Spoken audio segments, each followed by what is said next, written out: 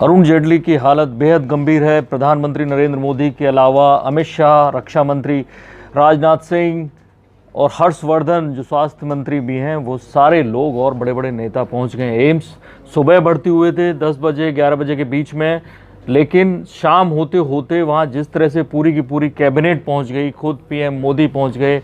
सुषमा जी के साथ जो हुआ उसे देखकर लोग डर रहे हैं, जो भी उनके अरुण जेटली के चाहने वाले हैं। ऐसे में उनकी हालत अभी स्थिर बता रहे हैं डॉक्टर, लेकिन लोग इसलिए भी डर रहे हैं कि उनको एक दो नहीं पूरी की पूरी 5 गंभीर बीमारियां हैं और लोग ये जानना चाहते हैं कि आखिर किडनी के अलावा उनकी ऐसी और क्या बीमारी है जिसके चलते लोग इतना डर रहे हैं। तिवारी जी बताएंगे आप। देखिए, अरुण जेटली का पिछले साल ही जो है वो किडनी ट्रांसप्लांट हुआ था। आते एक तो जितने केसेज है किडनी ट्रांसप्लांटेशन के हो तो जाता है, लेकिन उतना सक्सेसफुली अभी रन नहीं कर रहा है। तो एक जिसकी वजह से ये डर लग रहा है, उसमें इन्फेक्शन वगैरह का ध्यान रखना पड़ता है। दूसरा 2005 में उनका हार्ट सर्जरी हो चुका है। अब तीसरी जो उनकी गंभीर बीमारी आई थी जिसके इलाज के लिए वो अमेरिका गए थे, उसमें बताया जा रहा है कि उनको सॉफ्ट टिश्यू कैंसर है। पैर में था उनके। हाँ, पैर में था। और जिसकी सर्जरी के लिए वो जनवरी में अमेरिका भी गए थे। और डायबिटीज मैनेज करने के लिए 2014 में उन्होंने गैस्ट्रिक बाईपास सर्जरी कराई थी। तो अब ये चारों के चारों ऐसी बीमारियां, चाहे किडनी हो, हार्ट हो, और ये सबकी जड़ जो है वो डायबिटीज है। तो इसकी वजह से आपने देखा होगा कि जब मोदी 2.0 का गठन हो रहा था तब उन्होंने खुद चिट्ठी लिखी थी। और हाल के दिनों में जो उनके पिक्चर्स आए हैं बाहर जो पब्लिक डोमेन में, उसमें भी देखा गया कि काफ़ी दुबले पतले हो चुके हैं, पहचान में नहीं आ रहे हैं। तो उनकी हालत काफ़ी दिनों से गंभीर है। आपको बीच में ये भी याद होगा कि जब उन्होंने मंत्रिमंडल में शामिल होने से इनकार किया तो पीएम मोदी उनके पास गए थे, मिलने गए थे। हाँ, ये समझने गए थे कि वाकई वाकई में क्या स्थिति है, कहीं नाराजगी तो कोई नहीं है, स्वास्थ्य कैसा है।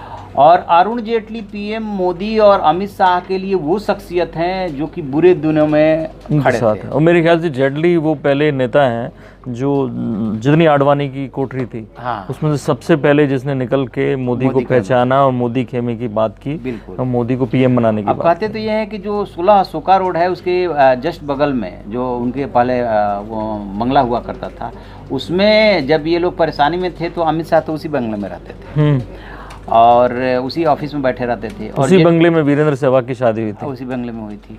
तो उसके नाते कह सकते हैं कि जो D4 में खास तौर से अरुण जेटली थे ना, वो इस कैंप में चले गए थे और इन लोगों की बहुत ज़्यादा उन्होंने मदद की। लोकसभा चुनाव में हारने के बाद भी उन्हें राज्यसभा से लाकर और फाइनेंस मिनिस्टर बनाया गया और बीच में रक्षा मंत्रालय भी दिया गया था। बीच में रक्षा तो मंत्रालय उससे ये पता चलता है कि बहुत सारी जिम्मेदारी। एक्चुअली अरुण जेटली की खासियत ये है विष्णु जी कि उनको जब नरेंद्र मोदी जी आए दिल्ली में तो उनको ये माना गया कि दिल्ली के वो एलिट क्लास में एक्सेप्टेड नेता हैं। बीजेपी में यदि आप ओवरऑल देखेंगे तो जो काम पहले प्रमोद महाजन क्या करते थे वो बाद के दिनों में अरुण जेटली करने लगे थे। तो चाहे मीडिया हो, चाहे जुडिशियरी हो, चाहे लीगल सेक्शन हो, और जितना एलिट क्लास है दिल्ली का, सब अरुण जेटली के संपर्क में है, जानते हैं, समझते हैं, उठना बैठना है। तो इस नाते उनका आप पाएंगे कि मोदी 1.0 में सबसे ज़्यादा, यानी कि डिफेक्टो यदि कोई नंबर 2 था तो वो अरुण जेटली ही था। एक और कनेक्शन है इन लोगों के बीच में कि मोदी जी को जब जिम्मेदारी दी गई थी गुजरात में विद्यार्थी परिषद की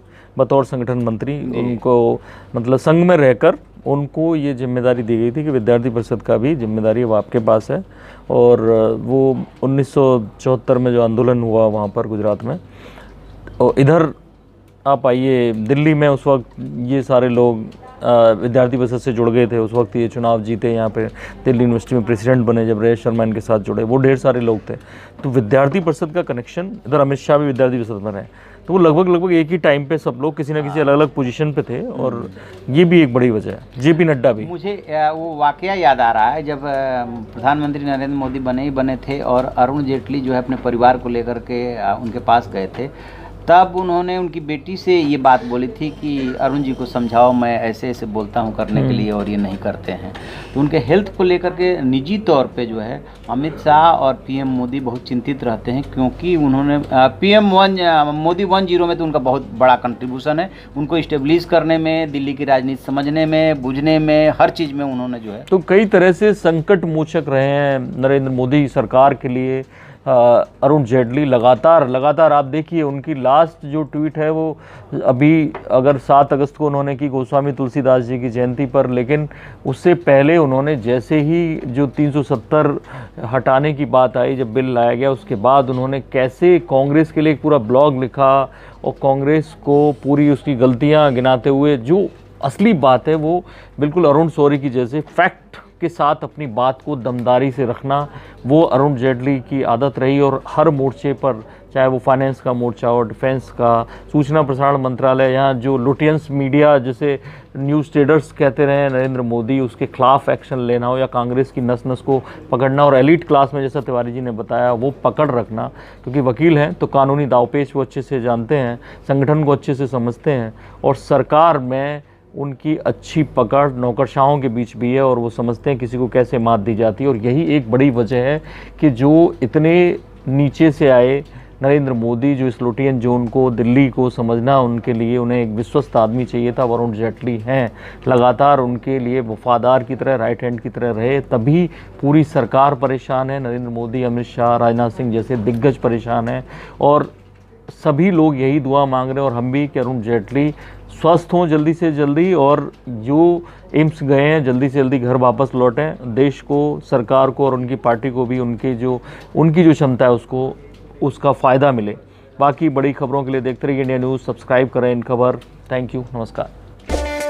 इन खबर चैनल को सब्सक्राइब करें और बेल आइकन दबाना ना भूलें।